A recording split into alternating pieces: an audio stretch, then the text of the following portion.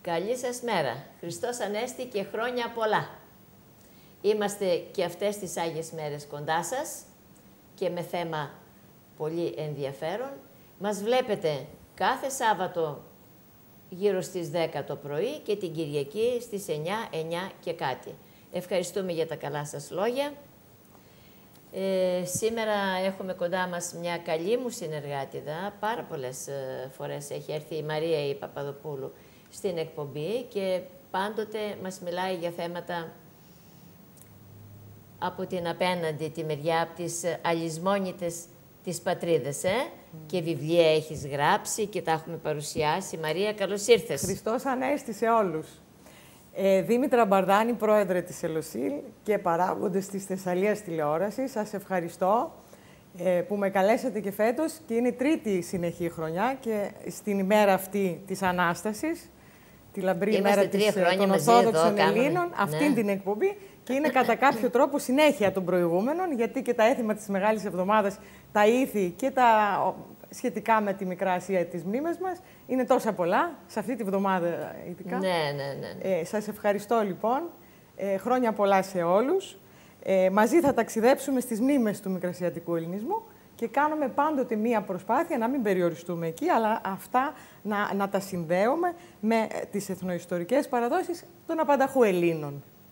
Άλλες φορές έχουμε φάει με τη φαντασία μας και φαγιά. Ναι. Μυρωδιές και τέτοια έχουμε και σήμερα. Έχεις παρουσιάσει και βιβλίο. Θα βάλουμε και λίγο από αυτά. Έτσι. Θέλω, θα κάνεις μία εισαγωγή. Ναι, βεβαίως. Η Μαρία Παπαδοπούλου, λοιπόν, καλεσμένη σήμερα, διδάκτορ, πολιτικός μηχανικός, συγγραφέας, γράφει ωραία ποίηματα, είναι μέλος της Ελοσίλ, ωραία βιβλία που αναφέρονται στις αλυσμόνητες της πατρίδες.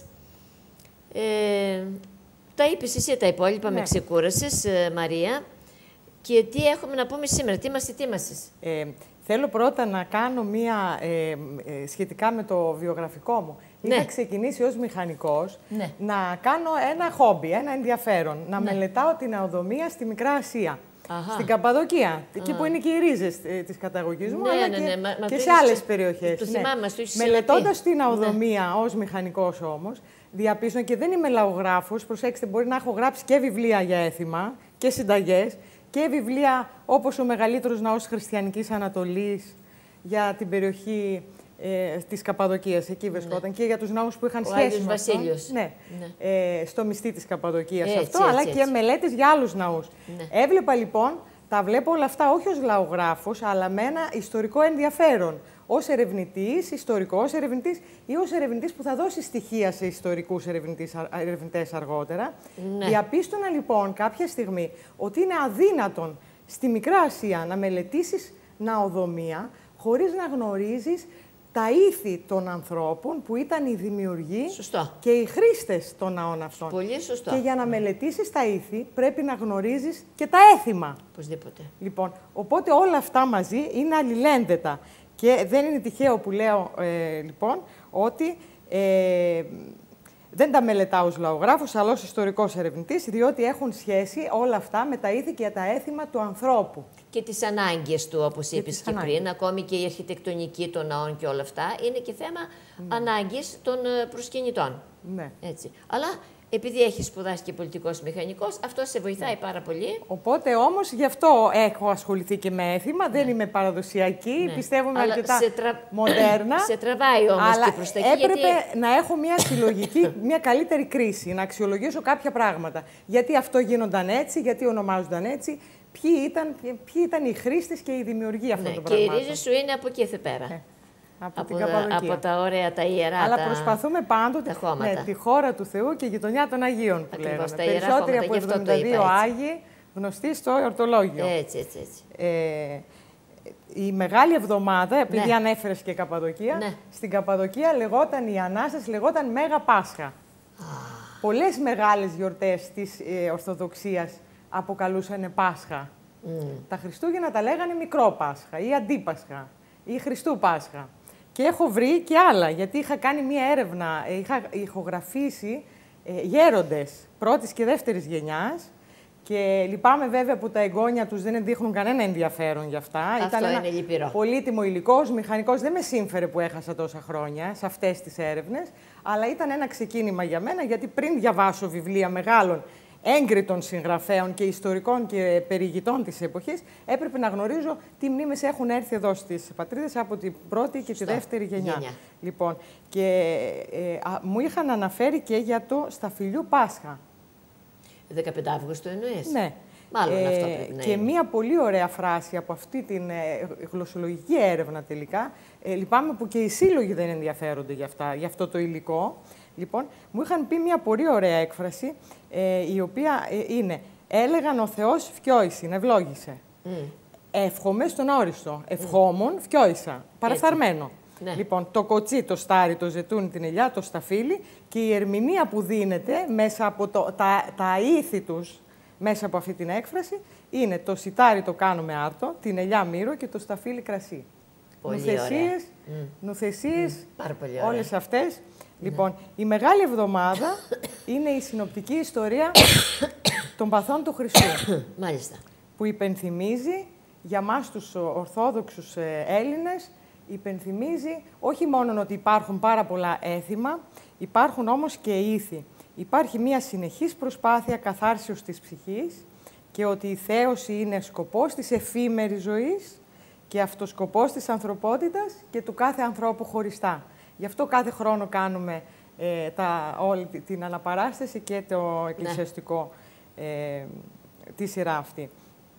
Η Μεγάλη Εβδομάδα υπενθυμίζει κάθε χρόνο στην ανθρωπότητα την ελπίδα της πνευματικής αναγέννησης.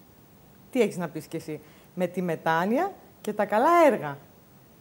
Δηλαδή, πιστεύω ότι είναι εποχή πλέον να τονίζουμε ότι η ορθόδοξη διδασκαλία είναι ειρηνική.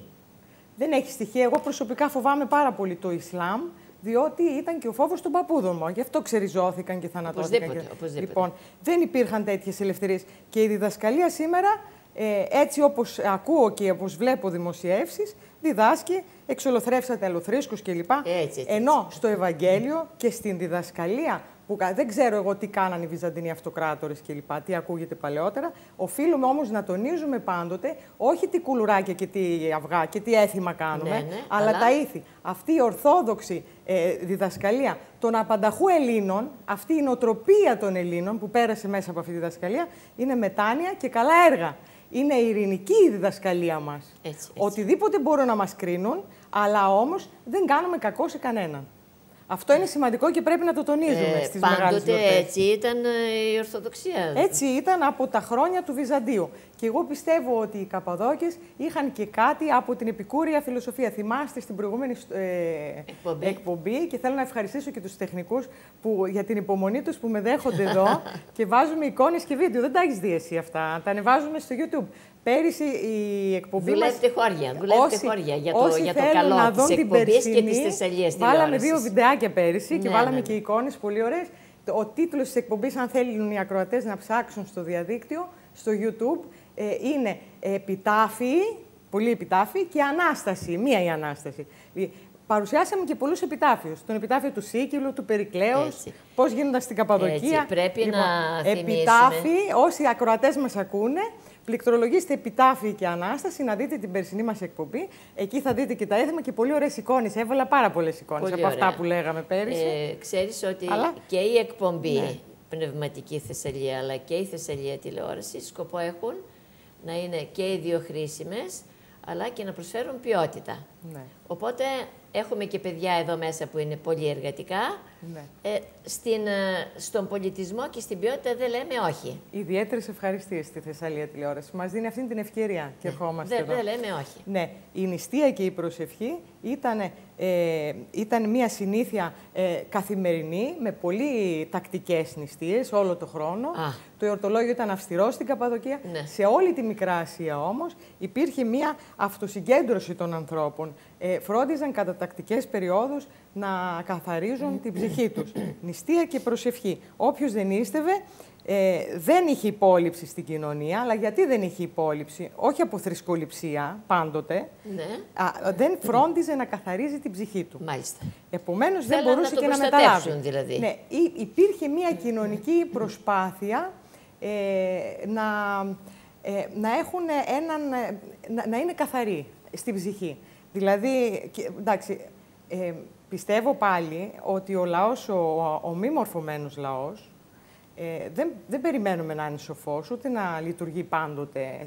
Αλλά αυτή η διδασκαλία υπάρχει όμως. Η διδασκαλία του να νηστεύετε, να προσεύχεστε, η συγχώρηση, να μην λιθοβολείτε, να μην θεωρείτε... Αυτά όλα σήμερα δηλαδή που εγώ βλέπω μέσα από το διαδίκτυο να κάνει το Ισλάμ και να σκοτώνει ανθρώπους και να μην επιτρέπει την ελευθερία του λόγου, και αύριο μεθαύριο δηλαδή, εάν πούμε και κάτι που θα θεωρηθεί βλασφημία, η άμεση καταδίκη είναι ο απαγχωνισμός, ακόμη και σε θέματα δικαίου δηλαδή, και αύριο μεθαύριο δεν θα έχουμε και δικαίωμα να μιλήσουμε, νομίζω ότι είναι στιγμή να τονίσουμε όλοι οι γυναίκες, πολίτες, ότι υπάρχουν διδασκαλίες και άλλες θρησκείες, όχι μόνο οι Ορθόδοξοι, που είναι ειρηνικές. Η διδασκαλία τους είναι ειρηνική. Πάμε εμείς τώρα η Ανάσταση. Η Ανάσταση. Μετά τις ταφικές τελετές της Μεγάλης Εβδομάδας έρχεται η Ανάσταση.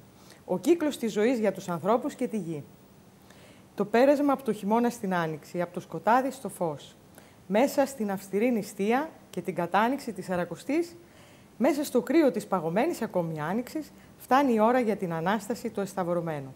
Την ελπίδα, την αναγέννηση, την προσδοκία της λύτρωσης. Τα μεσάνυχτα χτυπούσε η καμπάνα. Ναι. Εάν μου πείτε ότι είναι τα ίδια... Σάββατο, έτσι. Ναι. Αν μου πείτε ότι είναι τα ίδια πράγματα που γίνονται και σήμερα, θα έχετε απόλυτο δίκιο. Λοιπόν, ό,τι κάνουν και οι σημερινοί Ορθόδοξοι Έλληνες. Όλοι με τα καλά τους πήγαιναν στην εκκλησία. Μόλις ο παπάς έλεγε Χριστός Ανέστη, τσούγκριζαν το αυγό και το έτρωγαν. Με το αυγό υπήρχε ένα σημειωτικό συμβολισμό. Εκείνη την ώρα, τα μεσάνυχτα, ναι. Ναι. Το παρουσιάσαμε σε άλλη εκπομπή προηγούμενη. Το αυγό είπαμε ότι έχει ένα σημειωτικό συμβολισμό. Η ογένεση αποτελεί ένα σύμβολο της γέννησης του κόσμου και του κύκλου της ζωής. Ακριβώς. Το τσούγκρισμα συμβολίζει την νίκη της ζωής απέναντι στο θάνατο. Στο θάνατο, μάλιστα. Το δικαίωμα να γευτούμε τα έξω από το γήινο κόσμο.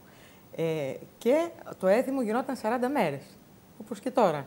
Κόκκινα αυγά και τσούγκρισμα. Ναι. Και άμα τελειώνουν ξαναβάφουμε. Το οποίο βάφεται κάθε χρόνο. Ναι. Λοιπόν, γιατί γιορτάζουμε αυτήν την νίκη και προσδοκούμε με πίστη μέχρι την ανάληψη. Λοιπόν, υπήρχε επίσης ένα έθιμο κοινό εδώ. Βάφανε το πρώτο αυγό, το αφιέρωναν στην Παναγία, στο εικόνισμα. Το έχουν ακόμη εδώ. Ναι. Και την επόμενη χρονιά πάλι το πρώτο αντικαθιστούσαν. Και το παλιό δεν το πετούσαν, δεν έπρεπε να σπάσει. Το φυτεύαν σε μια γλάστρα ή σε ένα χωράφι για να είναι έφορο. Ακριβώς τα ίδια και εκεί. Εγώ τουλάχιστον έτσι κάνω. Δηλαδή έτσι έκανε η μάνα μου και συνεχίζω. Ναι. Και τα ίδια και εκεί. Επίσης, κόκκινα αυγά μαζί με αναστάσιμο φως πηγαίναν στα κημητήρια. Ναι. Και ακόμη και εδώ το έχουμε αυτό. Βεβαίως. Λοιπόν, αναστάσιμο φως. Χριστός Ανέστη. Αληθώς Ανέστη. Ως χαιρετισμός πάντοτε αποδίδεται με μία διάθεση, με ένα χαρακτήρα ενθουσιώδη, με μία χαρμόσυνη διάθεση. Δεν λέμε καλημέρα, λέμε Χριστός Ανέστη. Με μία ψυχική Ανάσταση. Εγώ, Μαρία, σε διακόπτω. Από την Κυριακή του Πάσχα και μετά, όταν χτυπάει το τηλέφωνο μου και παίρνω το ακουστικό για να μιλήσω, λέω Χριστός Ανέστη. Δεν λέω ορίστε με ποιος είναι. Ναι. Πώς το λες όμως? Δεν είναι μια ευχή, δεν είναι μια ευχή, είναι μια ψυχική ανάταση. Ναι. Δεν είναι μια ευχή, είναι μια προσδοκία. Ναι. Είναι μια προσδοκία, μια ενθάρρυνση. Και ορισμένοι έτσι, σε ορισμένους έρχεται σαν ξαφνικό, κάτι που δεν περιμένουν. Ναι. Έτσι είναι, έτσι μια προσδοκία, μια υπόσχεση που δόθηκε στους ανθρώπους ότι θα υπάρχει η Ανάσταση, η Ανάσταση των ψυχών, η Ανάσταση για όλους ανεξαιρέτως τους ανθρώπους, άνδρες, γυναίκες, μέσα σε αυτή τη θρησκεία. Βεβαίως, το Άγιο Πνεύμα δίνεται σε όλους. Έτσι. Η γυναίκα αναγνωρίζεται ως διδάσκαλος σε αυτή τη θρησκεία. Ναι. Λοιπόν, είναι ειρηνική και αυτή η υπόσχεση ότι δεν θα υποκύψουμε μέχρι να σηκωθούμε πάλι. Έχουμε και κακές συμπεριφορές όμως. Δεν είμαστε σωστοί ως άνθρωποι. Βέβαια. Μου κάνει εντύπωση άσχημη πολλές κακές νοοτροπίες που έχουμε. Πες μερικές. Εγώ θα πω οι χριστιανοί.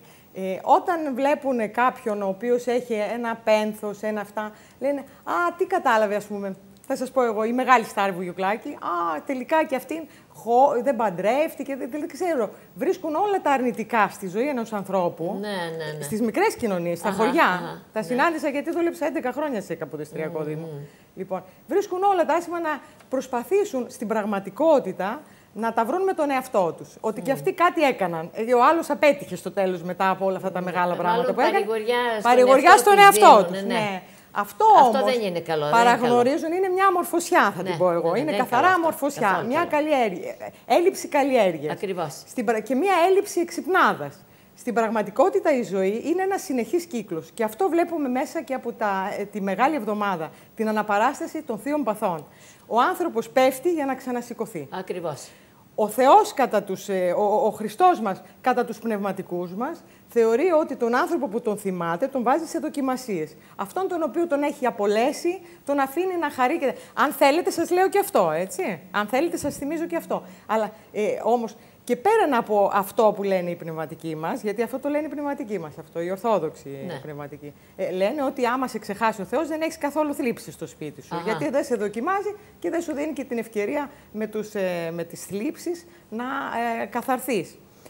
Όμως, πέραν από αυτές τις αντιλήψεις, είναι γεγονός ότι η ζωή των ανθρώπων τελειώνει σε έναν θάνατο. Και ότι υπάρχει ένα συνεχής κύκλος. Υπάρχουν και χαρές και λύπες. Βεβαίως. Ο καπετάνιος φαίνεται στο πώς κομμαντάρει το πλοίο. Και αυτό που οι άνθρωποι αυτοί, και θα μου επιτρέψετε, ο καθένας να κρίνει τον εαυτό του αυτές τις μέρες, λοιπόν, αυτό που αισθάνονται εκείνη την ώρα, αυτή τη χερεκακία ότι τι κατάλαβε ο τάδε, έχασε το παιδί του, η τάδε χώρισε. Αυτές οι μικρότητες, λοιπόν, εκείνο που τους προτείνω να θυμούνται είναι ότι η τάδε και ο τάδε και οι τάδε όλοι σε πληθυντικό, λοιπόν, είχαν αυτές τις ατυχίες, αλλά μπόρεσαν και ξανασηκώθηκαν. Μπράβο. Έτσι. Ναι. Και διέπρεψαν. Να πάρουν και η ανθρωπότητα δηλαδή, ποτέ δεν περίμενε από έναν αμαθή λαό να προοδεύσει. Ποτέ η ανθρωπότητα μπορεί τα ήθη και τα έθιμα να είναι φορέας ηθών και θύμων. Ναι, αλλά όμως ποτέ ο απλός λαός, δυστυχώς ποτέ, δεν έκανε μεγάλα βήματα στην ανθρωπότητα. Γιατί ήταν πάντοτε εγκλωβισμένος σε αυτές τις μικρότητες, τις μικροψυχίες, πάντοτε αυτά. Και τον Σωκράτη τον θανάτωσαν και τον Πυθαγόρα τον έκαψαν. Όποτε και έβλεπαν τον Χριστό τον σταύρωσαν. Όποτε έβλεπαν δηλαδή έναν μεγάλο άνθρωπο που να φέρνει πανανθρώπινα μηνύματα, ειδικά όταν ήταν ήσυχος χαρακτήρας και δεν ήταν αντιδραστικός, εκεί έβγαζαν ένα περίεργο. Ένα άχτη περίεργο. Ζήλια είναι αυτό. Μια κακότητα, ναι. Αυτό είναι αμορφωσιά για μένα και δεν προβλέπεται μέσα στη διδασκαλία αυτήν των ημερών. Σωστό. Στην προσευχή, την καλά νηστεία και στην κάθαρση. Ναι, λοιπόν. Και θα σας διαβάσω το Αποστόλου Παύλου από τους προς Κορινθίους, ένα ωραίο απόσπασμα. Ούκ είδατε ότι το σώμα ημών ναός του εν ημίν Αγίου Πνεύματος. Έτσι. Μη γίνεστε δούλοι ανθρώπων. Να κοιτάζουμε λοιπόν τη διδασκαλία, όχι αυτούς που είναι δίπλα μας. Να κοιτάζουμε τι μας είπε ο Χριστός, όχι ποιοι κάνουν σφάλματα από την πλευρά των χριστιανών και από την πλευρά των μη χριστιανών. Ναι. Να λέμε και κάποια πράγματα. Πολύ σωστό, πολύ σωστό. Πέρυσι, θυμάμαι, είχαμε μιλήσει και για το ρόλο της μάνας μέσα στα Θεία Πάθη, ότι την ψυχική οδύνη που αισθάνθηκε αυτή η μάνα, η Παναγία, η Θεοτόκος. Μα δεν το είπε σύμφωνα με το Βάρναλι, στο ποίημα αυτό το υπέροχο του Βάρναλι. Αυτό το ωραίο ποίημα.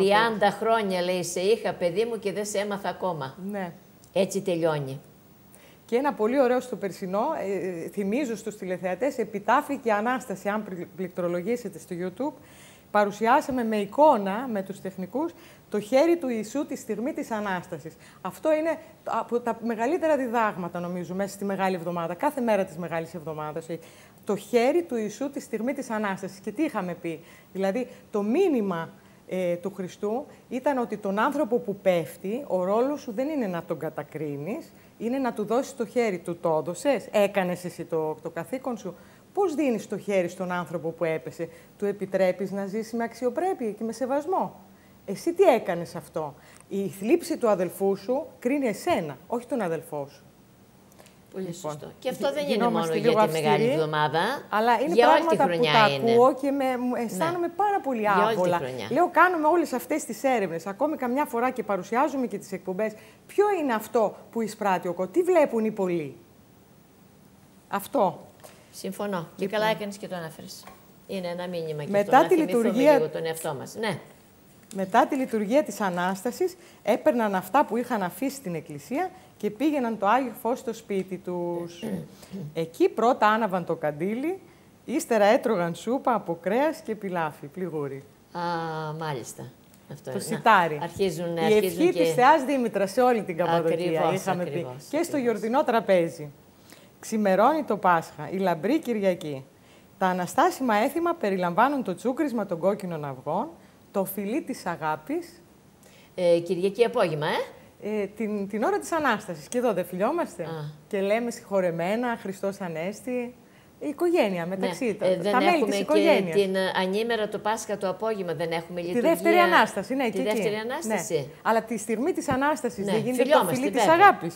Ναι. Και πολλές αναστάσιμες εκδηλώσεις. Τα ήθη είναι αυτά. Ναι. Πολύ ωραία είναι, πολύ ωραία. Λοιπόν, ο μεγαλύτερος ναός της Χριστιανικής Ανατολής, όπως ονόμασα το βιβλίο μου, θυμάσαι, το είχαμε παρουσιάσει πρωτοχρονιά εκείνο. Τα έθιμα ήταν τόσο καθοριστικά για να χτιστεί αυτός ο μεγάλος ναός. Για σε τον ένα Άγιο Βασίλειο, λες, ναι. Άγιος Βλάσιος είναι. Ο Άγιος Βασίλειος ήταν παρεκκλήσιο. Αλλά επειδή το Αγίου Βασιλείου μαζεύονταν οι Ελληνόφωνοι και κάνανε ένα πανηγύρι εκεί, γιόρταζε το παρεκκλήσι και συνηθίζεται μέχρι και σήμερα να το λένε Άγιος Βασίλης ή Άγιος Βασίλης και Άγιος Βλάσιος. Στην πραγματικότητα είναι το Αγίου Βλασίου η εκκλησία με δύο παρεκκλήσια. 11 Φεβρουαρίου.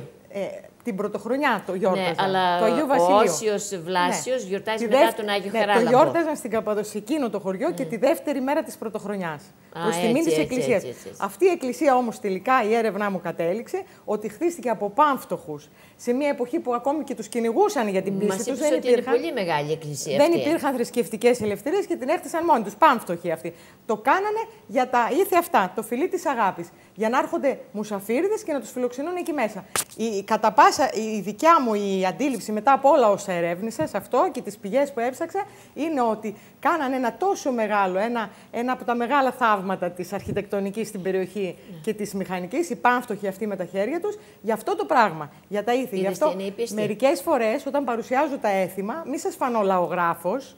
Ναι. Εμένα με ενδιαφέρει το μάτι του ιστορικού ερευνητή. Έτσι. Και σας είπα ότι τα ήθη με ενδιαφέρουν. Με αυτά χτίστηκαν τα μνημεία στη Μικρά Ασία. Και μας είχες πει ότι πηγαίνει και ο Πατριάρχης εκεί. Πηγαίνουν και το ανοίγουν, έχει γίνει ένα ζωντανό κήρυμα.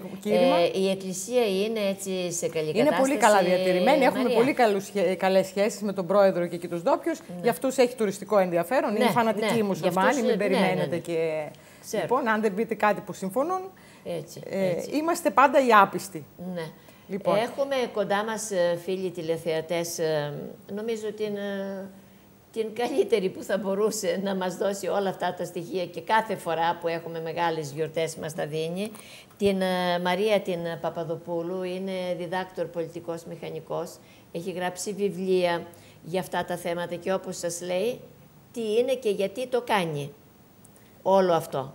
Μιλάω για την αοδομία, αλλά πρέπει να παρουσιάζω μία μονογραφία των ναών. Δηλαδή και τα ήθη και τα έθιμα. Ναι. Γι' αυτό και οι τίτλοι, οι σειρές των εκπομπών μας είναι τα μνημεία και τα έθιμα της πολιτιστικής κληρονομιάς ως στοιχεία της ταυτότητας, ως στοιχεία της ταυτότητας του ελληνισμού της Μικράς Ασίας. Όχι γενικά έτσι μιλάμε για τα έθιμα. Είμαστε 3 χρόνια δηλαδή κάνουμε εκπομπές, εγώ δεν κατάλαβα. Και την πρωτοχρονιά και τις απόκρισεις έχουμε κάνει πάρα πολλές. Επειδή μπορέσαμε με τους τεχνικούς και με τη Θεσσαλία τηλεόραση, την ευχαριστώ και εγώ κόπο έκανα για τα μοντάζ και βάλαμε και εικόνες και βιντεάκια. Πιστεύω ότι έχουν μια διαχρονική αξία αυτά. Μπορείτε να τα απολαμβάνετε.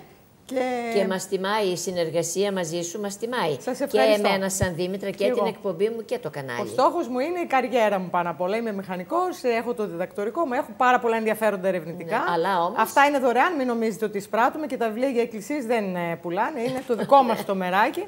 Το ξέρουν όλοι ότι εθελοντισμός υπάρχει. Αυτό που θέλουμε να αφήσουμε στην ανθρωπότητα είναι αυτό το ενδιαφέρον πραγματικά για τα έθιμα και τα ήθη μαζί και τα μνημεία του ελληνισμού. Το ξέρουν ότι είμαστε εθελοντές. Ότι είμαστε εθελοντές. Ναι. Λοιπόν, πάμε παρακάτω, τα Μαρία. αναστάσιμα έθιμα της Λαμπρής περιλαμβάνουν το τσούγκρισμα των κόκκινων αυγών, το φιλί της αγάπης και πολλές αναστάσιμες εκδηλώσεις. Ναι.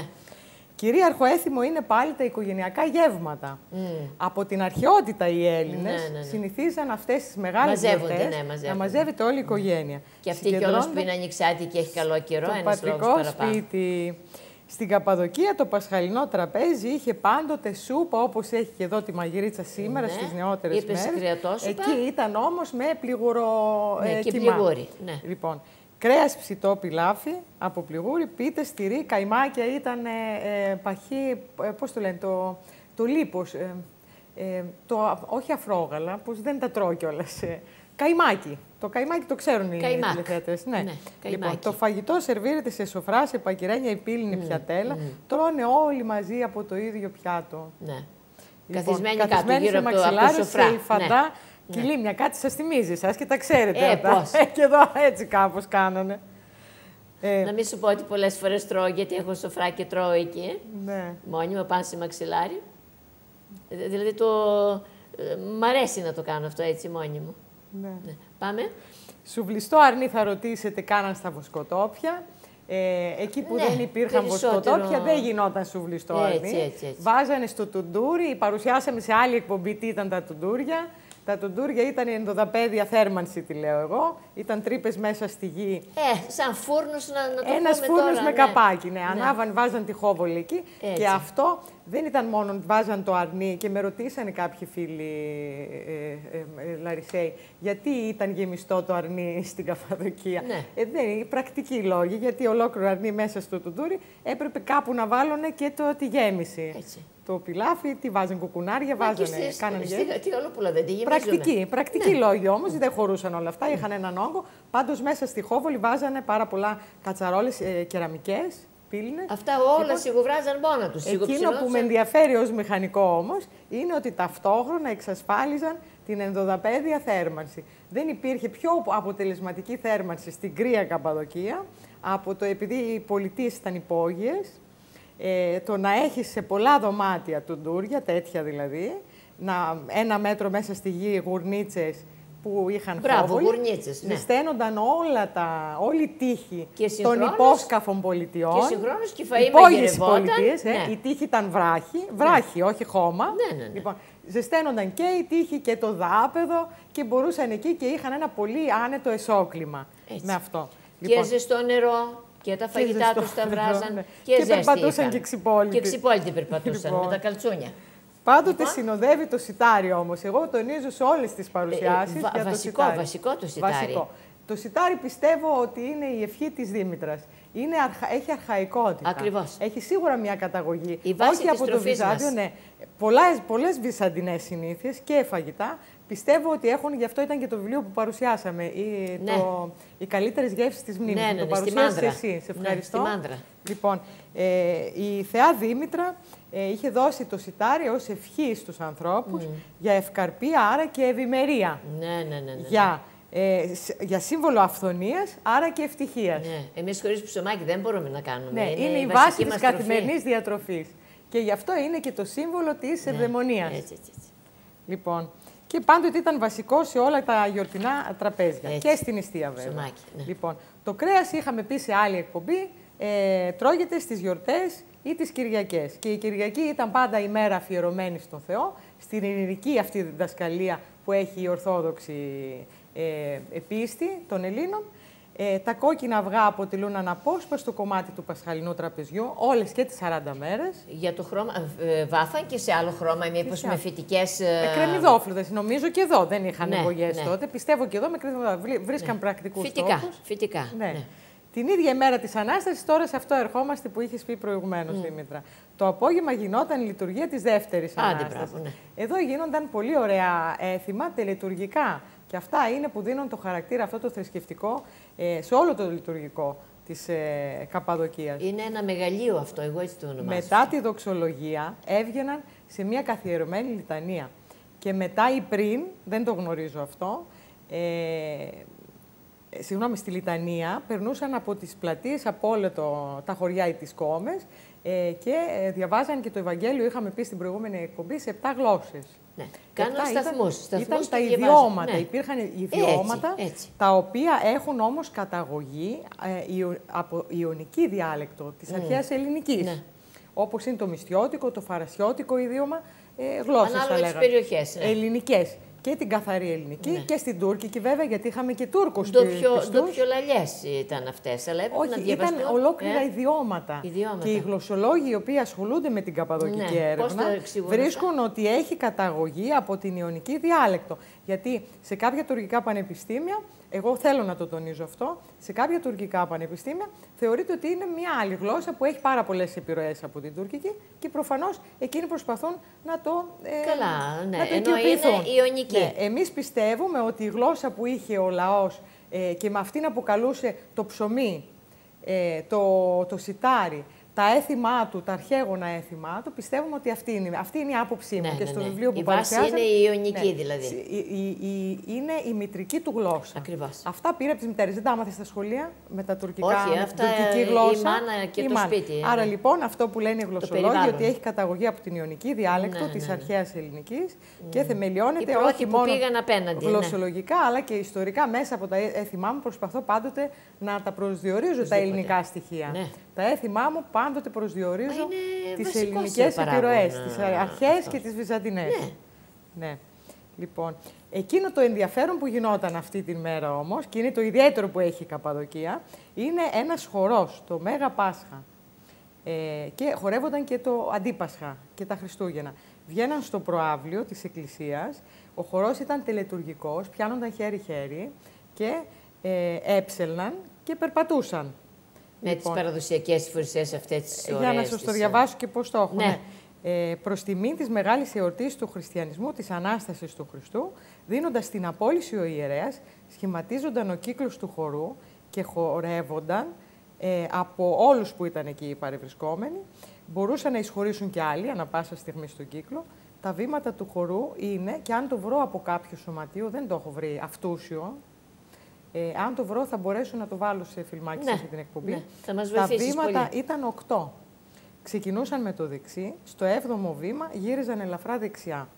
Στο 8ο βήμα κάναν μια μικρή υπόκληση από την άλλη μεριά του σώματος, χωρίς να σκύψουν, υπόκληση. Ήσυχος χορός δηλαδή. Ναι, το ίδιο ακριβώς, έτσι ήταν όλοι οι χοροί στην Καππαδοκία. Ναι. Το ίδιο ακριβώς και προς τα αριστερά. Θέλω λοιπόν με αυτό το παράδειγμα να τονίσω ότι στην Καππαδοκία είχαμε τελετουργικούς χορούς.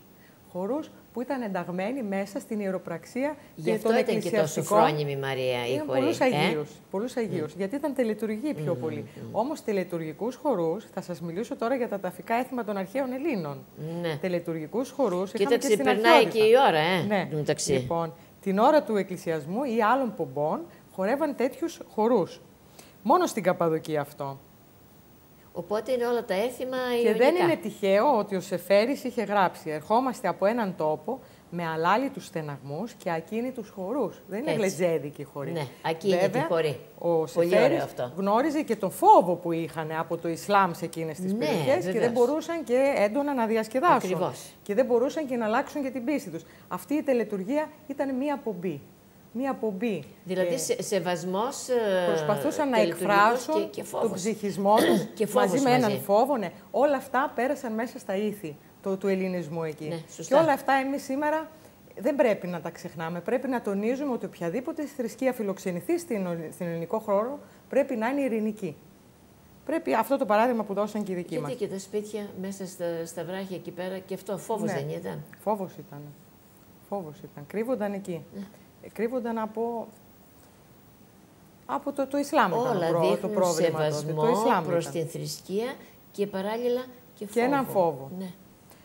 Δεν υπήρχε ανοιχτή θρησκεία και πιστεύω ότι η Μέση Ανατολή έχει ένα σοβαρό κοινωνικό πρόβλημα, σοβαρή ανισότητα και μεταξύ των πολιτών και απέναντι στις γυναίκες και έλλειψη δημοκρατίας και έλλειψη ελευθερίας λόγου. Ναι. Όλα αυτά τα έχει, γιατί η προσωπική μου η αντίληψη είναι, πιστεύω ότι δεν έχουν ειρηνική διδασκαλία θρησκευτική. Ακριβώς. Λοιπόν, θρησκεία είναι μεγάλη υπόθεση. Είναι μεγάλη υπόθεση. Είναι μεγάλη υπόθεση. Δημιουργεί μια έκσταση και μια πόρωση. Έτσι. Πες μας και λίγα ακόμα. Μετά την Αναστάσιμη μέρα άρχιζε ο χορός και το γλέντι που κρατούσε όλη τη βδομάδα της διακαίνησή μου. Ναι. Χορεύονταν πολύ χοροί τότε. Γινόταν πανηγύρια σε όλες τις κόμμες και τα χωριά. Ναι. Τότε ξεσπάθαιναν που λέμε. Σε κάποιες περιοχές όπως και στην Κεσάρια δεν είναι τυχαίο ότι είχαμε αγώνες πάλης, δρόμου και λιθαριού. Θα σας θυμίσω μερικά από τα ταφικά έθιμα της αρχαιότητας. Ναι, σε παρακαλώ, ναι, λοιπόν, ναι. Θυμάστε τα Αδόνια Μυστήρια. Θα μας τα πεις τώρα. Τα Αδόνια Μυστήρια έχουν ομοιότητες με τη Βυζαντινή Ορθόδοξη και την αρχαία παράδοση του Θρήνου, του Επιτάφιου και της Ανάστασης. Η Θεά Αφροδίτη, στο θρήνο της για τον Άδωνη, έχω φέρει κομμάτια από ένα σημαντικό ποιητικό κείμενο της ελληνιστικής περίοδου που διατηρείται ολόκληρο από τον Βίωνα τον Σμυρναίο, ο οποίος έζησε τον 2ο αιώνα π.Χ. Τον Άδωνη θρηνολογό, τον όμορφο που εχάθη. Ναι. Πάει, χάθηκε ο Άδωνης, οι έρωτες θρυνούνε. Στα πορφυρά σου Κύπριδα, γιατί ήταν πολύ αρεστός ο μύθος στην Κύπρο αυτό, να μην ξαναπλαγιάσεις. Βάλε τα μαύρα σου καλή και να στιθοκοπιέσαι. Σύρε φωνή ο Άδωνης, χάθηκεν ο κάλος σου. Τον Άδωνη θρηνολογό και οι έρωτες θρυνούνε. Το σημαντικό ήταν ότι ακολουθούσε λεγόμενη έκθεση στο ομοιώματος του θνήσκοντος Θεού, δηλαδή η περιφορά και η μετάβαση μέσα σε ταφική λάρνακα από τον οίκο του που έμενε προς ένα χώρο που θα γινόταν η ταφή του. Σαν αναπαράσταση. Η αναπαράσταση του επιταφείου. Ναι. Και πώς γίνονταν? Με αναμένους πυρσούς, με κεριά, με πένθυμους ήχους και ύμνους. Ο πένθυμος ήχος του αυλού που παρήγαγε έναν θρηνητικό ήχο που ονομαζόταν γύγκρα. Λοιπόν, όλα αυτά προσέδιδαν σε αυτήν την επιβλητική πομπή μια ιδιαίτερα κατανυκτική ατμόσφαιρα. Στο μεστή της Καπαδοκίας, από όπου έλκυε η ρίζα μου, τη Μεγάλη Παρασκευή πήγαιναν τα παλικάρια του χωριού και ρίχναν τουφεκές. Μέσα σε όλα αυτά, δεν ξέρω, σε μια άλλη εκπομπή, μάλλον δεν θα προλάβουμε σήμερα, θέλω να τονίσω επίσης εσάς ότι ο λαός θέλει πάντοτε, όταν γίνονται τελετές εκκλησιαστικές, να συμμετέχει. Ναι. Είναι περίεργο. Άλλος θα πάρει την καραμπίνα. Σήμερα με τα βεγγαλικά, έτσι. Λοιπόν, όταν λένε τραγούδια του Λαζάρου κλπ, δεν προλαβαίνουμε να τα πούμε άλλη φορά, πέφταν τα παιδιά, κάνανε ένα μιμητισμό. Πέφταν κάτω, κάνανε ότι πέθαναν. Άμα δεν τους έδινε αυγό η οικοδέσποινα, δεν ανασταίνονταν να σηκωθούν. Όλος αυτός, η λαχτάρα του λαού να συμμετέχει στα δρόμενα, αποτυπώνεται μέσα και από τα έθιμα αυτά. Και έχω διαβάσει κάπου, γιατί πάντοτε είχα μια περιέργεια ως άνθρωπος, έλεγα γιατί γίνεται όλη αυτή η αναπαράσταση, πομπή κλπ. Ναι. Έχει κάποιο σκοπό θεολογικό? Είναι οπωσδήποτε μια υπενθύμηση. Βρήκα, δεν γνωρίζω αν αληθεύει, ότι σε κάποια σύνοδο της Εκκλησίας είχε συζητηθεί το 1882 ότι είναι άσκοπο και ανεβλαβές και είχε συζητηθεί, δεν ξέρω, το έθιμο της περιφοράς, να καταργηθεί, να βγει από την ιεροπραξία. Λοιπόν, αλλά ο λαός λέει το ήθελε. Διότι είναι η γλώσσα των αγραμμάτων μερικές φορές οι αναπαραστάσεις. Και γι' αυτό η Εκκλησία, όχι μόνο ως μια φυσική διεργασία, δηλαδή ασυνείδητη, αλλά και συνειδητά προσπάθησε να εγκολπώσει τέτοιες συνήθειες του λαού, για να μπορούν και αυτοί να έχουν τα βιβλία των αγραμμάτων, να καταλαβαίνουν και να συμμετέχουν. Πολύ πιο εύκολα. Πολύ πιο εύκολα. Στα Αδόνια Μυστήρια, επιστρέφω, τη διαδρομή συνόδευε ο αυλός και πένθυμη ύμνη. Μετά την αναπαράσταση της ταφής, ακολουθούσαν οι καθιερωμένες ταφικές χωές. Ξέρετε, στα ταφικά έθιμα της Μικράς Ασίας και πιστεύω και εδώ, βρίσκω πάρα πολλά κοινά με την αρχαία ελληνική παράδοση. Και σήμερα συλλαμβάνω πάρα πολλές κυρίες που ρίχνουν κρασί και λάδι στους τάφους. Γινόταν τελετουργικός κυκλικός χορός των γυναικών. Και εδώ θέλω να σας θυμίσω, γιατί γινόταν αυτός ο τελετουργικός χορός στην Καπαδοκία? Γινόταν τελετουργικός κυκλικός χορός των γυναικών γύρω από τον τάφο στην αρχαιότητα, στην αρχαία Ελλάδα. Και η επόμενη μέρα, εδώ είναι το συγκινητικό, των Αδωνίων ήταν χαρμόσυνη και ενθουσιαστική και ονομάζονταν Έβρεσης. Εκεί εόρταζαν την Ανάσταση, την Αναγέννηση, το Αδόνιδος, με χορούς και γέλια. και συνέτρωγαν σε πλούσια γεύματα οικογενειακά. Δεν είπες του Άδωνη, αλλά του Αδόνιδος. Αυτό το εκτιμώ. Από τις καθιερωμένες... Αυτό το εκτιμώ, Μαρία. Ναι. Τα ταφικά έθιμα και η ελπίδα της Ανάστασης είναι μια προσδοκία βαθιά ριζωμένη, θέλω να πιστεύω, μέσα στον ψυχισμό του Έλληνα. Και αυτό που άρεσε και αποδέχτηκαν τον χριστιανισμό ήταν ότι με αυτές τις φιλοσοφίες που είχαν από την αρχαιότητα, με αυτές τις νοοτροπίες μπόρεσαν και τα βρήκαν μέσα στη διδασκαλία του Χριστού αυτά. Ότι να είμαστε ειρηνικοί, να έχουμε συγχωρητικότητα, να είμαστε δημοκράτες. Βλέπετε στην αρχαία Αθήνα πώς ακούγανε και τον Απόστολο Παύλο, πώς το διαλέγεστε δηλαδή. Πώς μπορούσαν δημοκρατικά να αποδέχονται και αυτόν που δεν είχε σύμφωνη γνώμη, αυτόν που ήταν ειρηνικός όμως, που δεν ήταν βάρβαρος. Ποτέ οι Έλληνες δεν δέχτηκαν τη βαρβαρότητα. Ποτέ δεν δέχτηκαν τη βαρβαρότητα. Τον λιθοβολισμό, ποτέ δεν δέχτηκαν τέτοια έθιμα. Αυτά πρέπει να τα τονίζουμε. Λοιπόν. Όμως κατά καιρούς στην ιστορία βλέπουμε όμως και κάτι...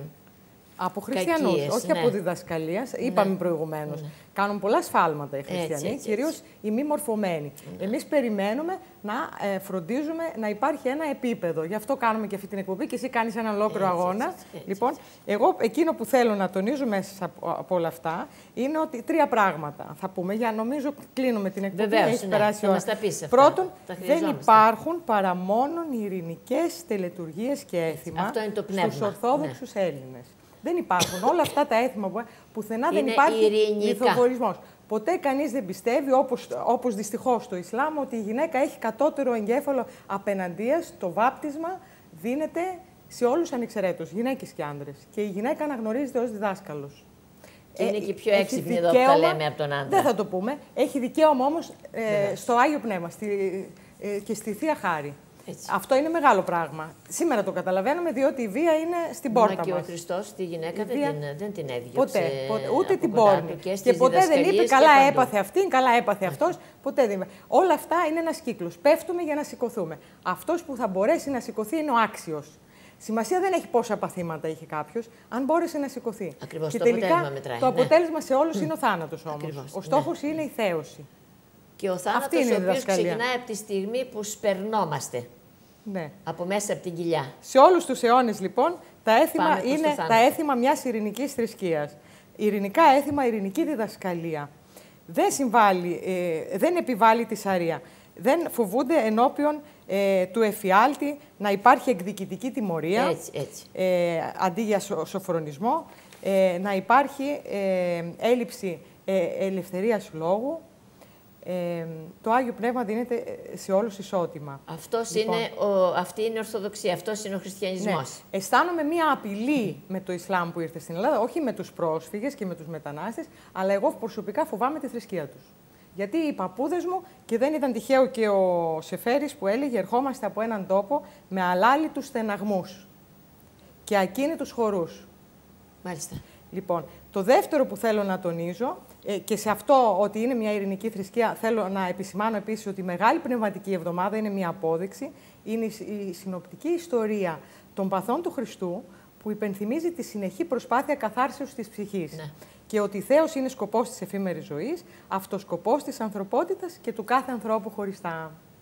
Και το τρίτο. Το δεύτερο που θέλω να τονίσω μέσα από τις έρευνές μου είναι ότι τα περισσότερα έθιμα έχουν λατρευτικό χαρακτήρα, λόγω του έντονου θρησκευτικού συναισθήματος που διακατήχε τους Μικρασιάτες και ειδικά τους Καπαδόκες, τη γειτονιά του Θεού και χώρα των Αγίων. Έτσι, σε αυτήν η λειτουργική λατρευτική παράδοση και οι ακολουθίες της Εκκλησίας είναι το κέντρο της ζωής και για όλους τους Μικρασιάτες Έλληνες. Ο εκκλησιαστικός χρόνος νηματοδοτεί και την καθημερινή ζωή γενικά. Δεν υπήρχε αποσπασματικοποίηση της ζωής. Ακριβώς. Κάθε μέρα ανάβουμε το καντήλι, κάνουμε τα καθήκοντα, πάμε όλες μαζί ή όλοι μαζί και προσφέρουμε ένα έργο κοινωνικό, καθαρίζουμε την εκκλησία, βοηθάμε κάποιον, όλα αυτά μαζί. Λοιπόν, μαζί με τα οικογενειακά είναι και τα θρησκευτικά καθήκοντα. Μέσα στο πρόγραμμα της ημέρας και των υποχρεώσεων ήταν είναι και όλα αυτά. Είναι και οι τιμές στους νεκρούς, οι ταφικές τιμές. Είδατε ότι πότε το Μέγα Σάββατο είναι η μέρα των ψυχών. Δεν είναι τυχαίο. Καλούμε από την αρχαιότητα αυτό. Καλούμε τους νεκρούς να συμμετέχουν στη Μεγάλη Εβδομάδα. Τελειώνοντας η Μεγάλη Εβδομάδα, όταν θα έρθει η Ανάσταση, πάλι το Μέγα Σάββατο είναι η μέρα των ψυχών. Λοιπόν, τους καλούμε γιατί θα γίνει Ανάσταση, να συμμετέχουν και είναι καθήκον. Οικογενειακό καθήκον να φροντίζουν και τις ψυχές, έτσι. Και δεν λείπουν αυτά. Δεν λείπουν ποτέ από τα έθιμα και από τα ήθη των Ελλήνων. Και αυτό κρατάνε, Μαρία, και την οικογένεια ενωμένη και το συγγενολόι ενωμένο. Και μία αίσθηση ότι κάτι πρέπει να προσφέρουν. Δεν είναι έτσι μια κοινωνικότητα, αντιθήκαμε, φορέσαμε τα καλά μας. Υποχρεώσεις με την καλή έννοια, όχι άντε να το κάνουν να τελειώνει. Ναι. Με την καλή έννοια. Ή να μην το κάνουν καθόλου. Ναι. Τις υποχρεώσεις. Λοιπόν, το τρίτο που τονίζω και το έχετε καταλάβει, το έχουμε ήδη πει, είναι ότι η βυζαντινή και η αρχαία ελληνική παράδοση για μένα έχουν αναβιώσει μέσα από έναν αξιέπαινο και μη ενσυνείδητο ζήλο του απλού Έλληνα. Είναι έτσι ο ψυχισμός του. Η καταγωγή και τα ελληνικά έθιμα είναι δύσκολο να ξεριζωθούν από τη συνείδηση και τα βιώματα ενός λαού, ακόμη και αν δεν τα έχει συνειδητοποιήσει, και πολύ δε περισσότερο που ασπάστηκε την Ορθοδοξία και μεγαλούργησε η Ορθοδοξία μέσα από όλα αυτά τα έθιμα των Ελλήνων και θεμελιώθηκε και με την ελληνική γλώσσα και με τους απανταχού Έλληνες, γιατί ακριβώς βρήκε ανθρώπους που το ταμπεραμέντο τους έχει αυτό, το δημοκρατικό και τον ειρηνικό χαρακτήρα και τη λογική. Και δεν είναι όλοι έτσι όμως. Δεν είναι όλος ο λαός σοφή. Εκτός είναι από... Λοιπόν, έχουμε και εξαιρέσεις. Το σκεπτικό μου, λοιπόν, θέλοντας να κλείσω, όπως ξεκίνησα, είναι ότι δεν είμαι λαογράφος. Αυτά που τονίζω τα χαρίζω σε εσάς, στους νεότερους, αυτούς που είναι σε συλλόγους, σε ερευνητές καινούριους, ότι εγώ προσέφερα ένα καθήκον, ένα υλικό για ιστορική έρευνα. Ως ιστορικός ερευνητής. Άνοιξες πόρτες. Άνοιξα πόρτα χρήσιμες και θέλω να πόρτες. τα συνεχίσουν. Γιατί αυτά μια μέρα θα τα χρειαστούν. Θα θέλουν αποδείξεις να επικαλεστούν ότι είναι μια ειρηνική θρησκεία. Ότι έτσι πρέπει να είμαστε για να είμαστε δημοκράτες. Να έχουμε ανεξιθρησκεία, να είμαστε ειρηνικοί, να είμαστε καλοκάγαθοι. Όπως ήταν και η διδασκαλία του Επίκτητου στην αρχαιότητα. Ακριβώς. Λοιπόν, αυτά αποτελούν τη βάση της ταυτότητας του ελληνισμού και έχουν πανανθρώπινη αξία, πιστεύω.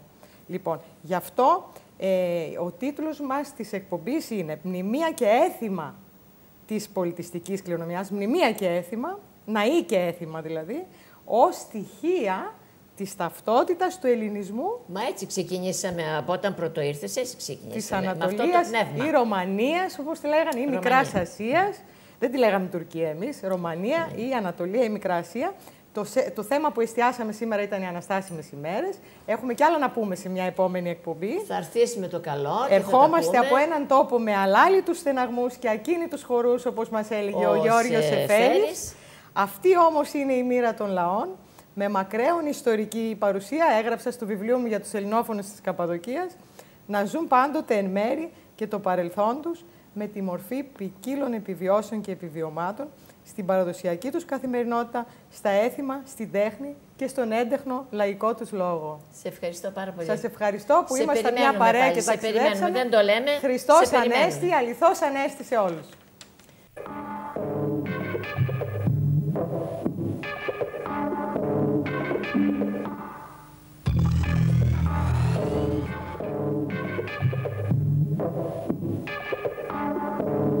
Thank you.